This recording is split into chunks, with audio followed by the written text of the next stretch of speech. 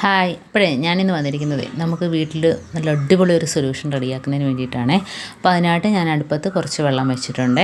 അപ്പോൾ നമ്മുടെ tooth paste കവറുണ്ടല്ലോ, വെറുതെ കളയുന്ന ടൂത്ത് പേസ്റ്റിൻ്റെ കവർ വെച്ചിട്ടാണ് ചെയ്യുന്നത്. അപ്പോൾ അതിന് വേണ്ടിയിട്ട് ഞാൻ ഗ്യാസ് അടുപ്പത്തൊന്ന് കത്തിച്ച് വെച്ച് വെള്ളം വെച്ചിട്ടുണ്ട്. അപ്പോൾ ചെറുതായിട്ടൊന്ന് ചൂടായാൽ മാത്രം മതി. അതിനുശേഷം നമുക്ക് ഗ്യാസ് ഓഫാക്കാം. അപ്പോൾ ഇതേപോലെ ഒന്ന് മുറിച്ച് കൊടുക്കുകയാണെങ്കിൽ വളരെ പെട്ടെന്ന് തന്നെ അതിൻ്റെ ആ ഒരു പേസ്റ്റ് ഫുള്ള് അതിനകത്തോട്ട് ഇറങ്ങി കിട്ടും. കാരണം അതിനകത്ത് ഒത്തിരി പേസ്റ്റ് ഉണ്ട്. നമ്മളിത് വെറുതെ തീരുമ്പം കളയുകയല്ലേ ചെയ്യുന്നത്. അപ്പോൾ ഇതുപോലെ വീട്ടിൽ തന്നെ നല്ല അടിപൊളി ഒരു സൊല്യൂഷൻ ഉണ്ടാക്കി നമുക്കിത് 3-4 ദിവസത്തേക്ക് സൂക്ഷിക്കാനായിട്ട് പറ്റും കേട്ടോ. അപ്പോൾ അതുകൊണ്ട് വെള്ളമൊക്കെ ഒന്ന് ചൂടായി വന്നിട്ടുണ്ടേ. അപ്പോൾ അതിനകത്തുനിന്ന് ഒരു 10 മിനിറ്റ് ഇരിക്കുമ്പം തന്നെ അതെല്ലാം നല്ലോണം ഇറങ്ങി കിട്ടും. നല്ല പാല് പോലെ ഇരിക്കും കേട്ടോ. അതിനകത്തുള്ള പേസ്റ്റ് ഫുള്ള് അതിനകത്തോട്ട് ഇറങ്ങി കിട്ടും. അപ്പോൾ അത് ക്ലീനിങ്ങിന് പറ്റിയൊരു സാധനമാണ്. നമ്മുടെ കിച്ചൺ മുതൽ ബാത്റൂം വരെ നമുക്ക് ക്ലീനാക്കാൻ ഇത്രയും മാത്രം മതി, ഒരു സൊല്യൂഷൻ മാത്രം മതി. അതുപോലെ ഒരുപാട് വെള്ളമൊന്നും ചേർക്കരുത്. അപ്പോൾ ഈ ഒരു പേസ്റ്റിൻ്റെ കവറിന് ഇത്രമാത്രം വെള്ളം മതി. ഒരു 2-3 ഗ്ലാസ് വെള്ളം ആവശ്യമാണ്. അപ്പോൾ അതുകൊണ്ട് നല്ലോണം ഇറങ്ങി അതിനകത്ത് കിട്ടിയിട്ടുണ്ടേ. കണ്ടോ? ഇനി നമുക്കതിൻ്റെ ആ കവറിൻ്റെ വേസ്റ്റെല്ലാം എടുത്ത് കളയാം. അപ്പോൾ ഇതിനകത്ത് ഞാൻ പ്രത്യേകിച്ച് വേറെ ഒന്നും തന്നെ ചേർക്കുന്നില്ല. ഈ ഒരു സൊല്യൂഷനിൽ നമുക്ക് കുപ്പിക്കകത്താക്കി സൂക്ഷിക്കാം. അതേപോലെ തന്നെ നമുക്ക് ഇതിനകത്ത് ഒരു സ്വല്പം ഉജാല ചേർത്ത് കൊടുക്കുന്നത്, കാരണം തുണിയൊക്കെ നമ്മൾ നല്ലൊരു കളർ കിട്ടാൻ വേണ്ടിയിട്ട് ഉജാല ചേർത്ത് കൊടുക്കത്തില്ല. അതുപോലെ നമുക്ക് പാത്രങ്ങളാണേലും ക്ലോസറ്റ് ആണേലും കുപ്പിയുടെ ഗ്ലാസ്സുകൾ എല്ലാം നല്ല വെട്ടിത്തിളങ്ങാൻ വേണ്ടിയിട്ട് 1-2 തുള്ളി നമുക്ക് ഉജാലയും കൂടെ ഇതിനകത്തോട്ട് ഇറ്റിച്ചു കൊടുക്കാം. അപ്പോൾ അതിൻ്റെ ആ ഒരു കളറിൻ്റെ വ്യത്യാസം നമുക്ക് അറിയാൻ പറ്റും. കണ്ടോ? അപ്പോൾ നമ്മുടെ കുപ്പിയുടെ ഗ്ലാസ് പ്ലേറ്റ് ഒക്കെ ഇതിനകത്ത് വെറുതെ ഒരു ജസ്റ്റ് ഒന്ന് മുക്കിയാൽ മാത്രം മതി. അതല്ലെങ്കിൽ ഇതിൽ നിന്നൊരു സ്വല്പം ആ ഗ്ലാസ്സിനകത്തോട്ട് ഒഴിച്ചിട്ട് നമ്മൾ കൈ കൊണ്ട് ബ്രഷോ ഒന്നും തന്നെ വേണ്ട. പ്രത്യേകിച്ച് സോപ്പൊക്കെ തൊടുന്നവർക്ക് അലർജിയൊക്കെ ഉണ്ടെങ്കിൽ ഇതുപോലെ തേച്ച് കഴുകിയെടുക്കാവുന്നതാണ്. ഒരുപാട് പാത്രങ്ങൾ നമ്മൾ ബേസിനിട്ടതിന് ശേഷം ഈ ഒരു സൊല്യൂഷൻ അതിനകത്ത് ഒഴിച്ചിട്ട് നമുക്ക് ഇതേപോലെ കൈ കൊണ്ട് വരെ ജസ്റ്റ് ഒന്ന് തേച്ച് കൊടുക്കാവുന്നേ ഉള്ളൂ. ഗ്ലാസ്സൊക്കെ നല്ല വെട്ടിത്തിളങ്ങുന്നുണ്ടാവും. ഞാൻ ലൈവായിട്ട് തന്നെ കാണിക്കുകയാണ്.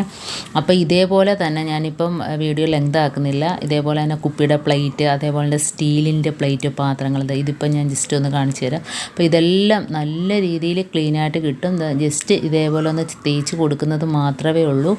അപ്പം നമ്മൾ ഒരുപാട് പാത്രങ്ങളൊക്കെ നമുക്ക് തേച്ചിടുന്ന സമയത്ത് ഈ ഒരു സൊല്യൂഷൻ അതിൻ്റെ പുറത്തൊന്ന് സ്പ്രേ ചെയ്ത് കൊടുത്തതിന് ശേഷം കൈ കൊണ്ട് തന്നെ നമുക്ക് തേച്ചെടുക്കുമ്പോഴത്തേന് കണ്ടോ, പെട്ടെന്ന് തന്നെ അതിൻ്റെ കറ ഇതെല്ലാം പോയിട്ട് കിട്ടും. അത്ര നല്ലൊരു ക്ലീനിങ്ങിന് പറ്റിയൊരു സാധനം തന്നെയാണ്. ഇപ്പോൾ ഞാൻ ഇതേപോലെ കുപ്പിയുടെ ചെവിട് മുറിച്ച ഒരു കുപ്പിയുണ്ട്. അതിനകത്ത് ഒഴിച്ചു കൊടുക്കുന്നതെന്ന് വെച്ചാൽ നമുക്ക് സ്പ്രേ ബോട്ടിലിനകത്തോട്ടൊക്കെ ഒഴിക്കുന്നതിന്, അതുപോലെ കുപ്പികളിലൊക്കെ ഒഴിക്കുന്നതിന് ഈ ഒരു പ്ലാസ്റ്റിക് കുപ്പിക്കകത്ത് ഒഴിച്ചതിന് ശേഷം ഒഴിക്കാൻ വളരെ ഈസിയാണ് കേട്ടോ.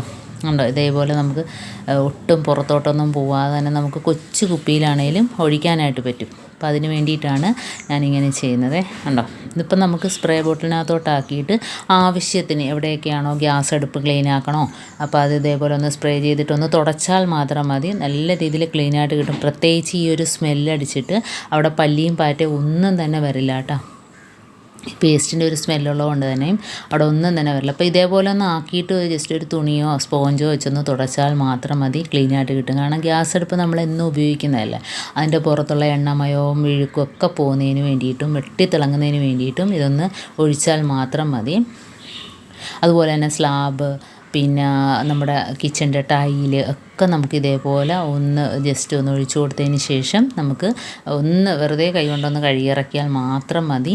അതുപോലെ സിങ്ക് നല്ല രീതിയിൽ വെട്ടിത്തിളങ്ങും കേട്ടോ. അപ്പോൾ അതാണ്ട് നല്ല മങ്ങിയ സിങ്കാണ്.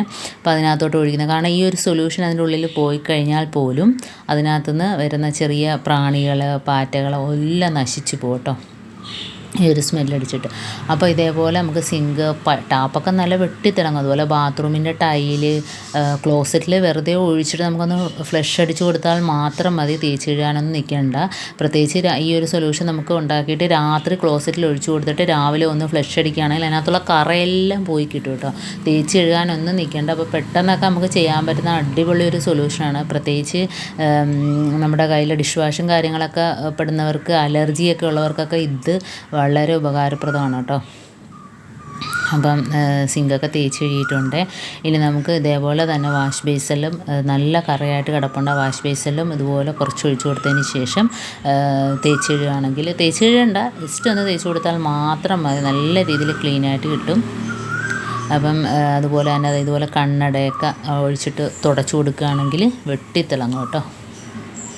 അതുപോലെ തന്നെ നമ്മുടെ ഡൈനിങ് ടേബിൾ നമ്മൾ ഭക്ഷണം കഴിച്ചിട്ട് എണീക്കുമ്പോഴത്തേന് എത്രയൊക്കെ ആണെങ്കിലും നമ്മൾ തുടച്ച് വൃത്തിയാക്കിയിട്ടാലും ആ ഒരു സ്മെല്ല്, അതല്ലെങ്കിൽ ഈച്ച പ്രാണികളൊക്കെ വന്നിരിക്കുമല്ലോ, അപ്പോൾ അതൊന്നും വരില്ല നമ്മൾ ഡൈനിങ് ടേബിളൊക്കെ ഒന്ന് തുടച്ച് ക്ലീനാക്കി ഇടുകയാണെങ്കിൽ.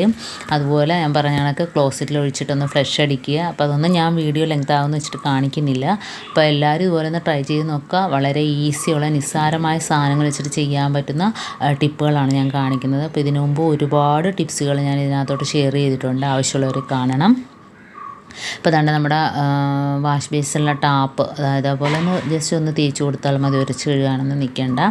എന്നിട്ട് നമ്മൾ വെള്ളം ഒഴിച്ച് കൊടുക്കുമ്പം തന്നെ അതിൻ്റെ ആ ഒരു കറ, പിടിച്ചിരിക്കുന്ന കറ, അതാണ് ഇതിൻ്റെ ഒരു പ്രത്യേകത എന്ന് പറഞ്ഞാൽ. നമ്മുടെ പാത്രത്തിലാണെങ്കിലും ക്ലോസറ്റിലൊക്കെ കറ ഇളക്കും പെട്ടെന്ന്. അതേപോലെ തന്നെ ഉണ്ട് ഡൈനിങ് ടേബിളിലൊക്കെ കുറച്ച് ഇതുപോലെ ഒഴിച്ചിട്ട് തുടച്ച് കൊടുക്കുക. അപ്പോൾ ഇന്ന് കാണിച്ച ഈ ടിപ്സ് നിങ്ങൾക്ക് ഇഷ്ടമാനിയായിരിക്കുന്നു. ഇത് നിങ്ങൾക്ക് യൂസ്ഫുള്ളായിട്ട് തോന്നിയിട്ടുണ്ടെങ്കിൽ ഒന്ന് ലൈക്ക് ചെയ്യുക, കമൻറ്റ് ചെയ്യുക, സബ്സ്ക്രൈബ് ചെയ്യുക. അതേപോലെ ബെല്ലൈക്കൻ എനേബിൾ ചെയ്യാനും മറക്കരുത്. എന്നാൽ മാത്രമേ ഞാനിടുന്ന ഓരോ വീഡിയോസ് നിങ്ങളുടെ മുമ്പിൽ നോട്ടിഫിക്കേഷനായി എത്തുകയുള്ളൂ. അപ്പോൾ ഇനി ഇതുപോലുള്ള നല്ല നല്ല ടിപ്സുകളുമായിട്ട് വീണ്ടും കാണാം. അതുവരേക്കും താങ്ക്സ് ഫോർ വാച്ചിങ്.